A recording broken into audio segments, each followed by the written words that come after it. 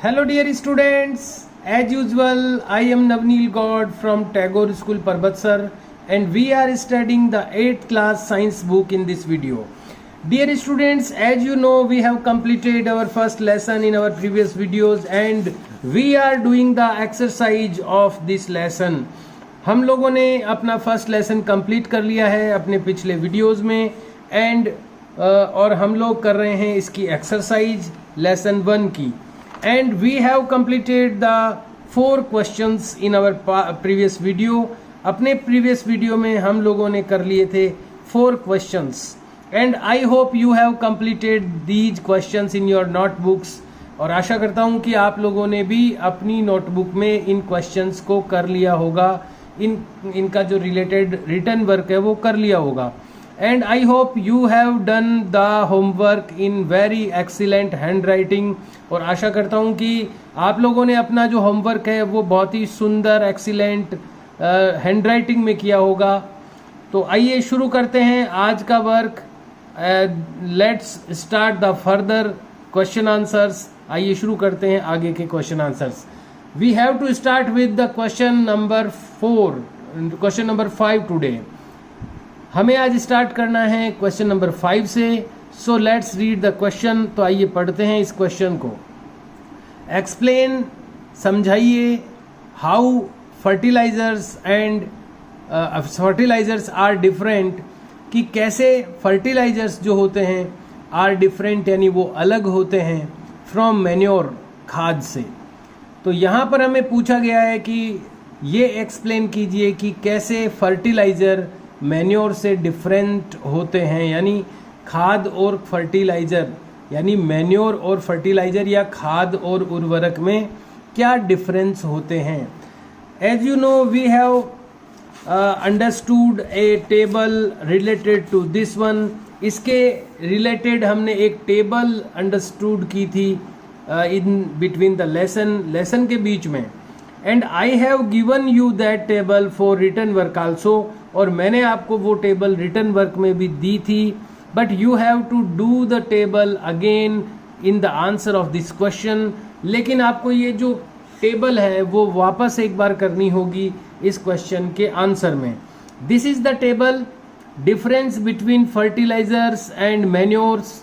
ये यहाँ पर इस टेबल के थ्रू जो डिफरेंस है वो शो किए गए हैं.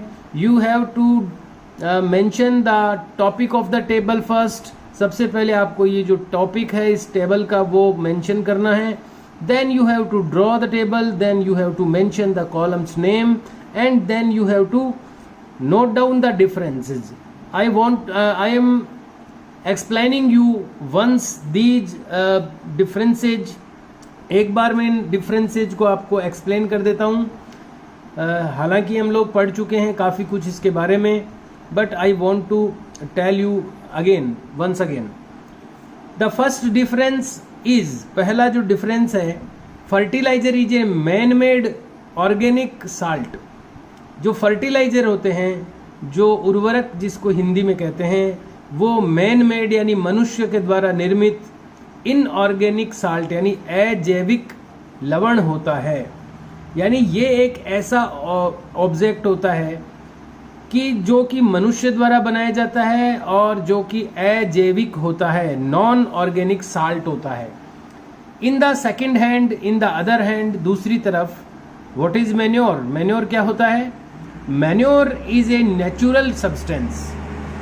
मैन्योर जो होता है वो नेचुरल सब्सटेंस होता है यानी प्राकृतिक पदार्थ होता है, ऑब्टेन्ड बाय द डीकम्पोजिशन, और जो प्राप्त किया जाता है बाय द डीकम्पोजिशन, अपघटन के द्वारा, डीकम्पोजिशन के द्वारा इसको प्राप्त किया जाता है.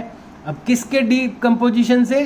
तो ऑफ कैटल डंग, मवेशी जो होते हैं, पशु जो होते हैं, उनके गोबर के डीकम्पोजिशन से. एंड प्लांट रेसिड्यूज, रेसिड्यूज का मतलब यहाँ अवशेष हैं. तो प्लांट के अवशेष यानी पौधों के जो अवशेष होते हैं, उनके जो पार्ट्स होते हैं जो टूट चुके होते हैं या स्पॉइल्ड हो चुके होते हैं, ऐसे प्लांट रेसिड्यूज के डीकम्पोजिशन से और कैटल डंग के डीकम्पोजिशन से इसको ऑब्टेन किया जाता है. So this is the first difference in between them. The second difference is fertiliser is prepared in factories, fertiliser जो होते हैं वो फैक्ट्री में प्रिपेयर किए जाते हैं। इन द अदर हैंड, दूसरी तरफ manure can be prepared in the fields, manure को प्रिपेयर किया जा सकता है फील्ड्स में यानी खेतों में। The third difference is fertiliser does not provide any humus to the soil, humus, sorry it is humus. अब ह्यूमस क्या होता है वो मैं बता चुका हूँ कि ये ह्यूमस एक ऐसा सब्सटेंस होता है, पदार्थ होता है जो कि जो ऑर्गेनिज्म होते हैं, जीव जंतु होते हैं, जो डेड ऑर्गेनिज्म होते हैं यानी मरे हुए जीव जंतु होते हैं, या फिर जो प्लांट्स के रिमेनिंग पार्ट्स होते हैं, उनसे बनी हुई ये चीज़ होती है जो ब्लैक कलर की होती है। और ये बहुत ही मिट्टी को जो है फुल फर्टाइल बना देती है, भरपूर उपजाऊ बना देती है ये मिट्टी को। तो ये मिट्टी के सबसे टॉप लेयर में होता है ह्यूमस, और ये मिट्टी को फर्टाइल बनाता है। ये आपको बस ध्यान में रखना है। तो ये जो फर्टिलाइजर जो होते हैं इनमें कुछ भी ह्यूमस नहीं होता है। Fertiliser does not provide any humus to the soil, fertiliser नहीं प्रोवाइड करवाते, नहीं प्रदान करते हैं any humus to the soil, soil को कोई ह्यूमस प्रदान नहीं करते। यानी फर्टिलाइजर जब हम अपने फील्ड में ऐड करते हैं तो हमारे फील्ड में फर्टिलाइजर से कोई ह्यूमस नहीं मिलता है। In the other hand manure provide, जो मैन्योर होते हैं, जो खाद होती है, वो प्रोवाइड करते हैं, प्रदान करते हैं ए लॉट ऑफ ह्यूमस, बहुत सारा ह्यूमस वो प्रोवाइड करते हैं टू द सोइल, मिट्टी को। तो ये एक डिफरेंस है। And the fourth difference is fertilisers are very rich in plant nutrients, जो फर्टिलाइजर होते हैं वो काफ़ी रिच होते हैं, काफ़ी समृद्ध होते हैं प्लांट न्यूट्रिएंट्स के बारे में, पौधों के पोषक तत्वों से वो काफ़ी रिच होते हैं। लाइक नाइट्रोजन, जैसे कि नाइट्रोजन हो गया, फास्फोरस हो गया एंड पोटेशियम हो गया। ये जो न्यूट्रिएंट्स हैं इनसे फर्टिलाइजर जो है वो काफ़ी रिच होते हैं, यानी बहुत ज़्यादा इनमें क्वांटिटी होती है इनकी। लेकिन उतने रिच मैन्योर नहीं होती, हालांकि अच्छी होती है ये, लेकिन उतनी ज़्यादा भरी हुई नहीं होती उन न्यूट्रिएंट्स से। Manure is relatively less rich, ये तुलनात्मक रूप से कम समृद्ध होती है इन प्लांट न्यूट्रिएंट्स के बारे में। So dear students, these are the 4 differences between fertiliser and manure. इनके बीच में ये 4 डिफरेंसेस थे जो कि आप कर सकते हैं इस टेबल के through, and you have to do this one, और ये आपको करना ही है। Let's go on the next question. आइए चलते हैं अगले क्वेश्चन की ओर। We have done the 6th question right now. अभी अपन ने 6th क्वेश्चन किया है, सॉरी 5th क्वेश्चन किया है। Now we have to do the 6th one. अब हमें करना है 6th question. Let's read the question. What is irrigation? देखिए इसमें 2 और 2 क्वेश्चंस आपको मिलेंगे। तो जो फर्स्ट क्वेश्चन है, इसका जो सब क्वेश्चन है वो व्हाट इज इरिगेशन, इरिगेशन क्या है? सबसे पहला क्वेश्चन तो यही है। इरिगेशन यानी सिंचाई होती है, तो इसकी डेफिनेशन हमें यहाँ नोट डाउन करनी होगी।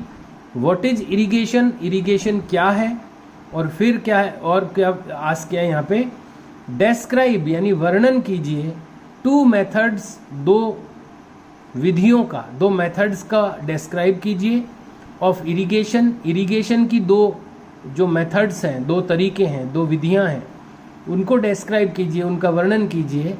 विच कंजर्व वाटर, जो कि बचाती है पानी को, जो संरक्षित करती है, बचाती है पानी को। तो हमें यहाँ पर 2 क्वेश्चंस आस्क किए गए हैं यहाँ पर। एक तो हमें इरिगेशन क्या होता है वो लिखना है, और फिर उसकी 2। अब देखिए यहाँ पर इरिगेशन वाला जो टॉपिक है वहाँ अपने को चलना पड़ेगा इसके लिए। व्हाट इज इरिगेशन, कहाँ से शुरू होता है इरिगेशन? तो ये देखिए यहाँ पर एक पॉइंट है इरिगेशन। इसकी डेफिनेशन पहले अपने को नोट डाउन करनी पड़ेगी। तो यहीं पर आपको इधर पास वाले पैराग्राफ में कॉलम में, नेक्स्ट जो कॉलम है इस पेज पर, उसमें मिलेगा ये। सबसे पहले आपको इरिगेशन की डेफिनेशन नोट डाउन करनी है। The definition is the supply of water, पानी की सप्लाई टू क्रॉप्स, फसलों को, एट रेगुलर इंटरवल्स, नियमित अंतराल पर। रेगुलर यानी नियमित, इंटरवल यानी अंतराल, एक निश्चित टाइम पीरियड के गैप को इंटरवल कहते हैं।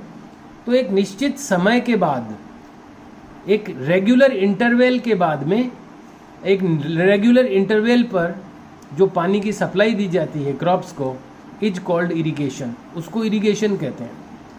फिर से एक बार मैं रीड कर रहा हूँ ये definition. The supply of water, जो पानी की सप्लाई है, टू क्रॉप्स, क्रॉप्स के लिए, एट रेगुलर इंटरवल्स, नियमित अंतराल पर, इज कॉल्ड इरिगेशन, इसको इरिगेशन कहते हैं। You have to write down this definition first, सबसे पहले आपको इसी डेफिनेशन को लिखना है। और अब हमें आस्क किया गया है क्वेश्चन में कि 2 ऐसी जो टेक्निक्स लिखिए, मेथड्स लिखिए जो कि वाटर को कंज्यूम करते हैं। तो यहाँ हमने पढ़ा है स्प्रिंकलर सिस्टम के बारे में, फव्वारा सिस्टम के बारे में और ड्रिप सिस्टम के बारे में। तो ये हम लोग पढ़ चुके हैं लेसन में। तो ये 2 ऐसी मेथड्स हैं जो कि वाटर को कंजर्व करते हैं, संरक्षित करते हैं, कम वाटर में इरिगेशन करते हैं। तो यहाँ से आपको लिखना है, उसके जैसे ही आपकी डेफिनेशन कंप्लीट होती है, पैराग्राफ चेंज करके आपको नोट डाउन करना चाहिए। मॉडर्न मेथड्स ऑफ इरिगेशन, जो आधुनिक तरीके हैं इरिगेशन के, हेल्प अस, वो हमारी हेल्प करते हैं, to use water economically, water को मितव्ययता से उपयोग करने के लिए। इकोनॉमिकली यानी मितव्ययता से, ज़रूरत के मुताबिक वाटर का उपयोग करने के लिए जो ये आधुनिक पद्धतियां हैं, मॉडर्न मेथड्स हैं, वो हमारी हेल्प करते हैं। The main methods used are as follows, जो मेन मेथड्स हैं जो उपयोग किए जाते हैं वो इस तरह से हैं। सबसे फर्स्ट है स्प्रिंकलर सिस्टम, फव्वारा तंत्र या फिर फव्वारा system. This system is more useful on the uneven land. ये जो सिस्टम है वो ज़्यादा उपयोगी है अनइवन लैंड पर, यानी असमतल भूमि पर। इवन यानी समतल और अनइवन यानी असमतल। ये अनइवन लैंड पर ज़्यादा यूजफुल है। Where sufficient water is not available, जहाँ पर पर्याप्त पानी उपलब्ध नहीं होता है। द परपेंडिकुलर पाइप्स, परपेंडिकुलर का मतलब है खड़ा, इस तरह से, इसको परपेंडिकुलर कहते हैं। द परपेंडिकुलर पाइप्स, जो खड़े पाइप होते हैं, हैविंग रोटेटिंग नोजल्स, जिनमें घूमते हुए नोक, नोजल यानी होते नोक, घूमती हुई नोक या नोजल लगा हुआ रहता है उनमें, ऑन टॉप यानी ऊपर की तरफ, are joint to the main pipeline. ऐसे जो खड़े पाइप्स होते हैं जिनके ऊपर नोजल लगे रहते हैं घूमने वाले, ऐसे परपेंडिकुलर जो पाइप है वो मेन लाइन के पाइप से जॉइंड होते हैं यानी जुड़े हुए रहते हैं। एट रेगुलर इंटरवल्स, निश्चित अंतराल पर, थोड़ी थोड़ी दूर पर। When water is allowed to flow through the main pipe, जब पानी को मेन पाइप से फ्लो करने दिया जाता है, जब उसको मेन पाइप में फ्लो करवाया जाता है वाटर को, अंडर प्रेशर यानी कि दबाव के साथ, यानी प्रेशर के साथ, with the help of a pump, एक पंप की हेल्प से, इट एस्केप्स, तो ये बाहर निकलता है फ्रॉम द रोटेटिंग नोजल्स, घूमते हुए नोजल्स के द्वारा। It gets sprinkled on the crop, और ये क्रॉप के ऊपर यानी फसल के ऊपर स्प्रिंकल्ड होता है यानी फव्वारे से छिड़का जाता है। As if it is raining, जैसे कि रेनिंग हो रही हो, बारिश हो रही हो।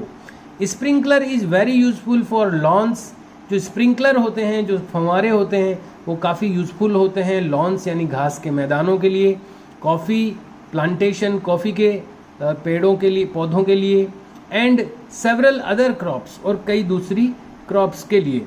सेकंड जो यहाँ पर सिस्टम है वो है drip system. In this system, इस सिस्टम में द वाटर फॉल्स, पानी गिरता है, ड्रॉप बाय ड्रॉप यानी बूंद दर बूंद, यानी एक एक बूंद, डायरेक्टली यानी सीधे, नियर द रूट्स, जड़ों के पास। सो इसलिए it is called drip system, इसलिए इसको ड्रिप सिस्टम कहते हैं। It is the best technique ये सबसे अच्छी तकनीक है फॉर वाटरिंग, पानी देने की, फ्रूट प्लांट्स यानी फलों के पौधों को, गार्डन्स यानी बगीचों को, एंड ट्रीज यानी पेड़ों को। Water is not wasted at all, पानी बिल्कुल भी वेस्ट नहीं होता। इट इज़ ए बून, ये एक वरदान है। इन रीजन्स, उन क्षेत्रों में, where availability of water is poor, जहाँ पानी की अवेलेबिलिटी यानी उपलब्धता पुअर रहती है, कमज़ोर रहती है। So dear students, you have to describe these two methods of irrigation। इन जो 2 methods अभी मैंने आपको बताए हैं, इनको आपको नोट डाउन करना है इन the answer of this question. Now what is the 7th question, let's read it. आइए देखते हैं 7th क्वेश्चन में क्या दिया हुआ है। इफ व्हीट इज सोन, यदि गेहूं को बोया जाता है।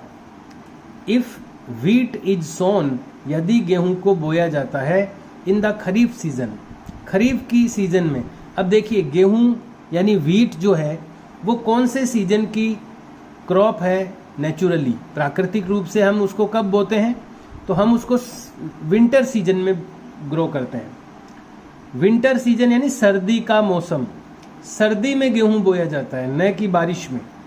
लेकिन यहाँ पर उल्टा बताया जा रहा है, अपोजिट सिचुएशन आपको बताई जा रही है। If wheat is sown in the kharif season, यदि व्हीट को खरीफ की सीजन में बोया जाता है, खरीफ यानी बारिश वाली ऋतु में बो दिया जाता है, व्हाट वुड हैपन, तो क्या होगा? डिस्कस यानी चर्चा करें। यहाँ पर since we have to instructed for discussing, यहाँ पर हमें चूंकि चर्चा करने के लिए बोला गया है, डिस्कस करने के लिए, but I want to instruct you, मैं आपको इंस्ट्रक्ट करना चाहूँगा कि आप इसका आंसर रिटन फॉर्म में लिखें। इसका आंसर आप लिखित रूप में लिखें, ओरली डिस्कस नहीं करें, आप इसको रिटन में लिखें। तो आपके लिए एक आंसर सजेस्ट कर रहा हूँ मैं, जो कि मैंने प्रिपेयर किया है। तो आपको इसमें नोट करना है, wheat is a rabi crop. Wheat जो होता है वो एक रबी क्रॉप होती है, यानी सर्दी वाली क्रॉप होती है। विच बीइंग ग्रोन, जो कि उगाई जाती है, विच बीइंग ग्रोन, जो कि उगाई जाती है, इन विंटर सीजन, सर्दी की ऋतु में। इट नीड लो टेम्परेचर, इसको ज़रूरत होती है कम तापमान की, लो टेम्परेचर की, लिमिटेड लो टेम्परेचर एंड और limited but regular water supply, और इसको लिमिटेड वाटर सप्लाई चाहिए, एक सीमित मात्रा में पानी चाहिए, और लेकिन रेगुलर वाटर सप्लाई चाहिए, नियमित अंतराल पर पानी चाहिए इसको। अब क्या होगा अगर हम इसको बारिश में बो देंगे तो क्या होगा? तो देखिए, बारिश में अगर आप व्हीट की क्रॉप को ग्रो करते हैं तो बारिश कभी भी हो सकती है, उसकी कोई फिक्स इंटरवल नहीं है। इसी तरह उसकी कोई लिमिट नहीं है, कितनी भी बारिश हो सकती है। तो वो अगर ज़्यादा बारिश हो गई तो लिमिट से ज़्यादा अगर पानी मिल गया उसको, तो वो जो क्रॉप है वो स्पॉइल हो जाएगी, खराब हो जाएगी। तो यहाँ पर यही अपन कहेंगे आगे, इफ़, यदि वी ग्रो व्हीट क्रॉप, यदि हम बोते हैं व्हीट की क्रॉप को इन खरीफ टाइम, खरीफ के टाइम में, मीन्स जिसका मतलब है इन रेनी सीजन, बारिश के मौसम में, बारिश की ऋतु में अगर हम इसको बोते हैं, वी कैनॉट गिव, हम नहीं दे सकते, इट यानी इसे, इट्स सूटेबल एनवायरमेंट, हम इसको इसका सूटेबल एनवायरमेंट यानी इसको इसके योग्य वातावरण नहीं दे सकते। एज सेड, जैसा कि कहा गया है, अभी जैसा बताया गया है कि इसको लो टेम्परेचर चाहिए, regular but limited water supply चाहिए। तो एज सेड यानी जैसा कि कहा गया है, वैसा हम सूटेबल एनवायरनमेंट हम इसको प्रोवाइड नहीं करवा सकते खरीफ की सीजन में। द क्रॉप में स्पॉइल, फसल खराब हो सकती है, ड्यू टू एक्सेस वाटर, अत्यधिक पानी के कारण, एंड अनसूटेबल टेम्परेचर, और अयोग्य, इसके लिए जो अयोग्य टेम्परेचर मिलता है इसको उस समय, उसके कारण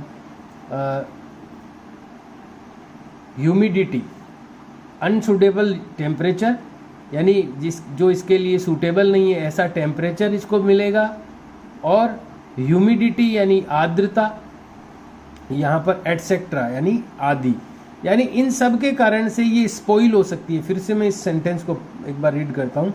द क्रॉप में स्पॉइल, जो क्रॉप है वो स्पॉइल हो सकती है, खराब हो सकती है, ड्यू टू एक्सेस वाटर, अत्यधिक पानी के कारण, एंड अनसुटेबल टेम्परेचर, अयोग्य तापमान के कारण, ह्यूमिडिटी यानी आर्द्रता के कारण, एटसेट्रा आदि, इन सब के कारण से जो क्रॉप है वो स्पॉइल हो सकती है।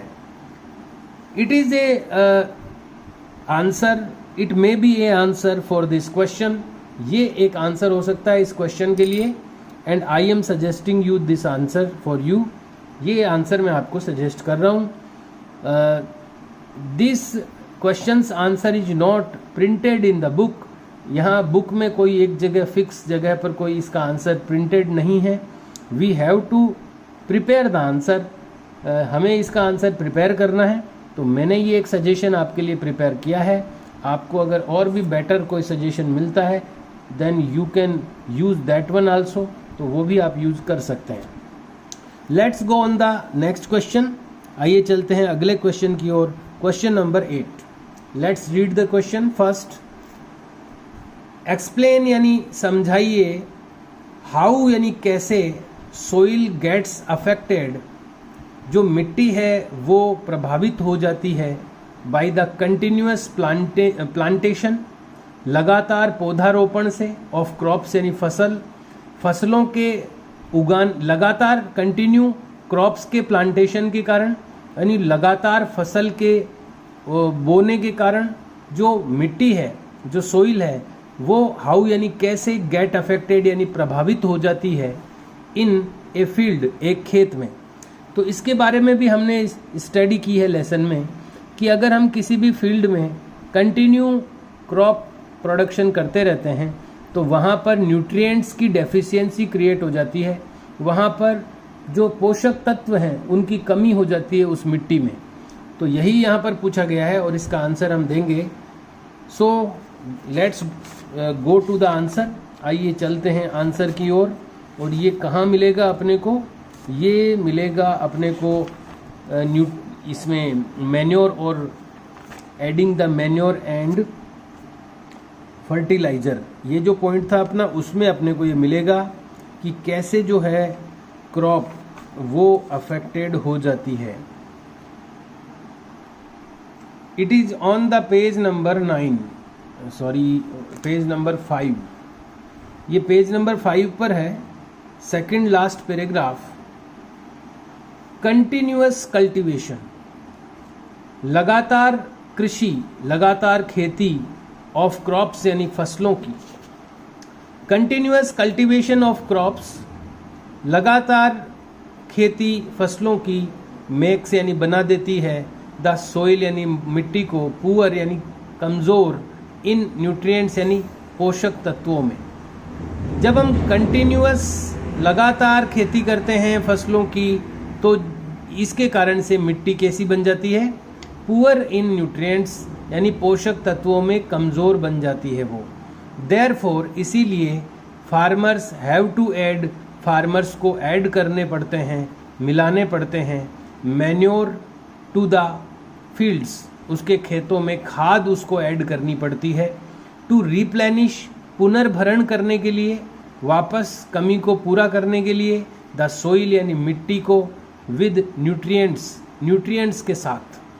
तो उसको अपने फील्ड में मैन्योर ऐड करनी पड़ती है, खाद मिलानी पड़ती है कि ताकि उसके फील्ड में जो न्यूट्रिएंट्स हैं, जो पोषक तत्व हैं वो रिप्लेनिश हो जाएं, पुनर्भरण हो जाए उनका। This process is called manuring, ये जो प्रोसेस होता है ये मैन्योरिंग कहलाता है यानी खाद देना कहलाता है। इम्प्रॉपर और इनसफिशिएंट मैन्योरिंग, गलत और अपर्याप्त मैन्योरिंग यानी खाद देने से रिजल्ट्स यानी इसका परिणाम होता है इन वीक प्लांट्स, कमज़ोर प्लांट्स के रूप में। तो हमें एक्चुअली क्वेश्चन में इतना ही पूछा था कि अगर कंटिन्यू हम क्रॉप प्रोडक्शन करते हैं किसी भी खेत में तो कैसे उसकी खेत की जो मिट्टी है वो उस पर क्या प्रभाव पड़ता है, वो किस तरह से प्रभावित होती है। तो यहाँ पर ये आंसर आ गया है कि वो सोइल जो है वो वीक हो जाती है न्यूट्रिएंट्स में। तो ये आंसर आप लिख सकते हैं, जो कि है पेज नंबर 5 पर, और जो कि है सेकंड लास्ट पैराग्राफ। ये page number, it is the page number 5 and it is the second last paragraph. Dear students, the time is over for today's video. आज के वीडियो के लिए जो समय है वो समाप्त हो गया है। And we should finish the video, और हमें ये वीडियो फिनिश कर देना चाहिए। And I have given you a sufficient written work today. आज मैंने आपको एक पर्याप्त लिखित कार्य जो रिटन वर्क है वो दे दिया है। And you have to learn this written work also. इस रिटन वर्क को आपको लर्न भी करना है, याद भी करना है। And do the written work in a good handwriting. हमेशा अपना जो रिटन वर्क है वो अच्छी हैंड राइटिंग में करें। And use the red pen for question and blue pen for the answer. And make the letters in a sufficient size and shape and in a good shape.